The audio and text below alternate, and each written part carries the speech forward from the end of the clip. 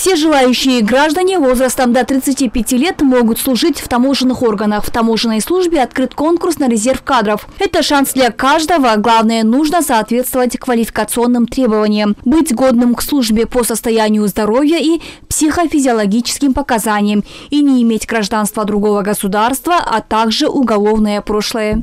Срок подачи заявок с 10 февраля по 17 марта, то есть конкурс продолжается на сегодняшний день. Место подачи документов – это город Бишкек, улица Байтик-Батыра, 4А, общественное приемное здание, административное здание Государственной таможенной службы. Конкурс проходит в следующих направлениях. На вакантную должность подразделения ветеринарной службы учебной специализированной таможни, на вакантные должности в подразделении информационных технологий таможенных органов Кыргызской республики.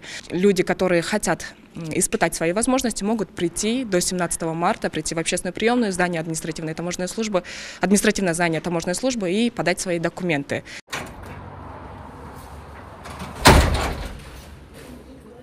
Пройти отбор могут кандидаты без опыта работы в государственных органах, без связей и знакомств. К примеру, конкурсант Максат Кожембердиев ранее не работал на госслужбе, но решил попробовать свои силы, подав заявку на участие в конкурсе. Учебу окончил Международный университет Кыргызстана. После учебы работал в разных компаниях, также успел побывать за рубежом. Сейчас подали документы только что. После этого нам следует направиться в ВВК, военно-врачебную комиссию в МВД. После этого только начинаются этапы тестирования. Первый этап – это физическая подготовка, подача нормативов. После тестирования на компьютере, после этого собеседование идет. В резерв кадров автоматически зачисляются выпускники Российской таможенной академии, которые прошли обучение по очной форме. Кстати, сейчас открыт набор и в Российскую академию. В данный момент в Российскую таможенную академию мы набираем со средним специальным образованием, то есть это учащиеся 11 классов в основном.